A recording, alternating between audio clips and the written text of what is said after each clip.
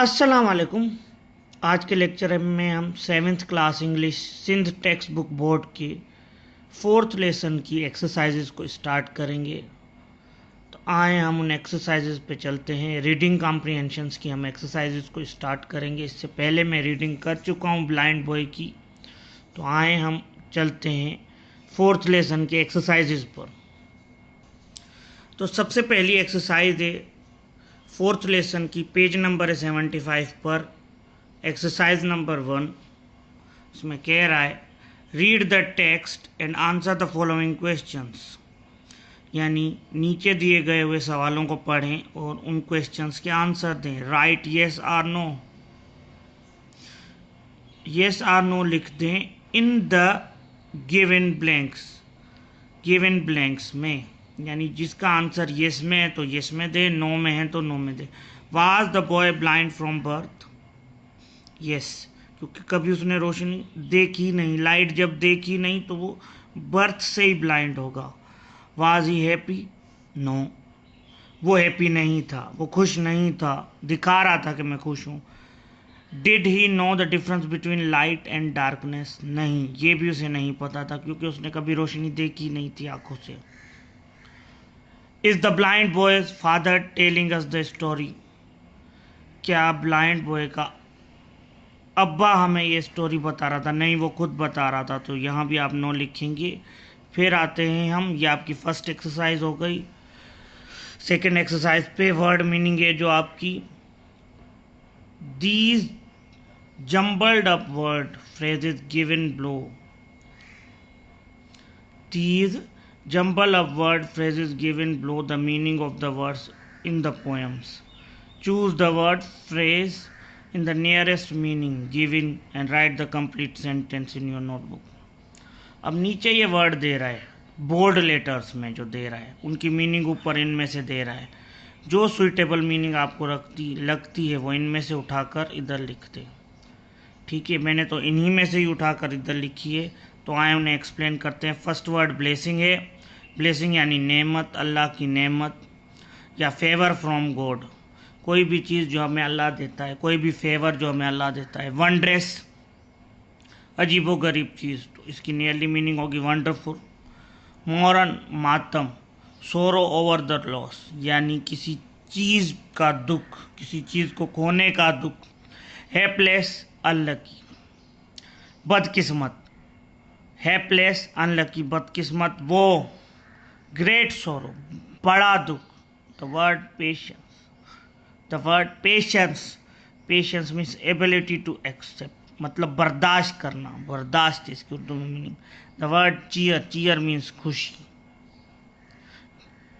तो इसकी वर्ड उर्दू में मीनिंग क्या है? जॉय है बेटा। इसकी उर्दू में मीनिंग क्या है? जॉय है। तो ये आपकी वर्ड मीनिंग हो गई। सेकंड एक्सरसाइज भी हो गई। आए हम अपनी अगली एक्सरसाइज पे चलते हैं।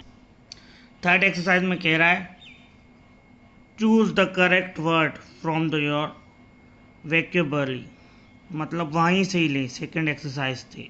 इन the bold print of exercise 2, exercise 2 वाले बोल्ड प्रिंट में जो लिखे हुए हैं जिनकी आपने मीनिंग निकाली। And fill in the following blanks, one is done as an example. In the final match he always loses in a helpless manner. Final match में वो हमेशा हार जाते हैं क्योंकि उनकी किस्मत ही खराब है, उनकी किस्मत ही खराब है। इसकी मीनिंग ये होगी कि उनकी किस्मत ही खराब है। He missed his father so let's do something to cheer his heart. वो अपने फादर को बहुत याद करता है तो ऐसा कुछ करते हैं जिसके उसके दिल में क्या हो, खुशी महसूस हो। There are many wondrous things to see in the nature. कुदरत में बहुत अजीबो गरीब चीज़ें हैं जो हम देख सकते हैं। वी शुड शो पेशेंस, हमें बर्दाश्त करना चाहिए। When old people do not understand what we say, जब बूढ़े लोग ये समझ नहीं सकें कि हम क्या कह रहे हैं। When we pray we receive Allah's blessing, जब हम इबादत करते हैं हमें अल्लाह की क्या होती है? ब्लेसिंग्स मिलती है। क्या मिलती हैं? ब्लेसिंग्स, मतलब फेवर मिलता है अल्लाह का। We should not always mourn when we loss something, हमें हमेशा हर बात पे नहीं रोना चाहिए। जब हमसे कोई चीज़ छिन जाए हमें हर बार नहीं रोना चाहिए। Sadia was crying and telling her story of वो टू हर फ्रेंड्स। सादिया रो रही थी और बता रही थी दुख भरी कहानी अपने दोस्तों की। ये भी आपके हो गई, थर्ड एक्सरसाइज भी हो गई। ये देख ले बेटा, ये डिशेज आएंगे hapless, cheer, wondrous, patience, blessing, moron boy. अब आए अगली एक्सरसाइज पे, fourth number exercise post reading की।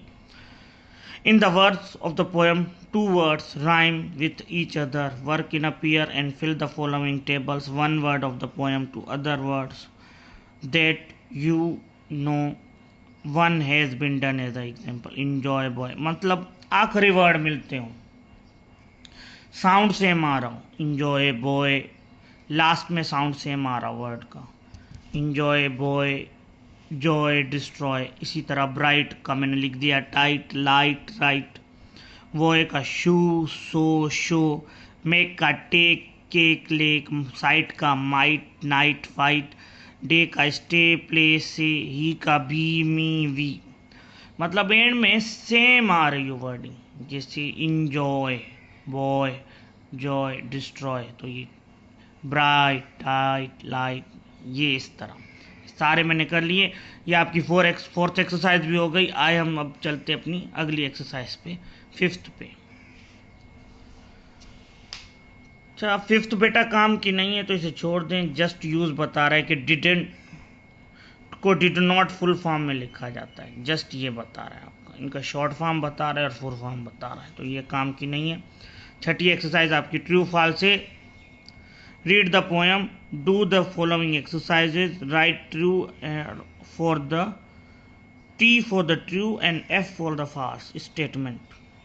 अगर कोई फॉल्स स्टेटमेंट है तो उसके लिए एफ लिखें, और अगर कोई ट्रू स्टेटमेंट है तो उसके लिए ट्री लिखें। तो स्टेटमेंट आपको पहले पढ़नी पड़ेगी।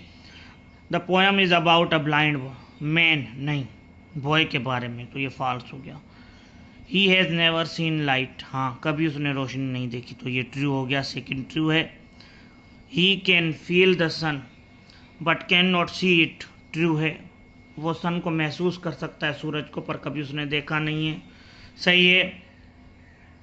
ही does not sleep at all, नहीं सोता तो होगा भाई, ऐसे किसी नेचर है इंसान की, तो ये भी आपका फॉल्स हो गया। He has accepted the situation that he will never see anything, उसने ये सोच लिया है या वो उसने ये अब एक्सेप्ट कर लिया है कि वो कभी भी देख नहीं पाएगा। He thinks that people make fun of him, नहीं वो ये भी नहीं सोचता कि लोग उसका मजाक उड़ाते हैं, false. He tells people not to feel sorry for him, हाँ ये ट्रू है, वो ये ज़रूर कहता है लोगों को कि मेरे पर दुख ना करें, मेरे ऊपर दुख मत किया करें। He tells people not to feel sorry for him. तो ये आपका छठी एक्सरसाइज थी ट्रू फॉल्स की, ये भी हो गई। आए अब हम चलते अपनी अगली एक्सरसाइज पे।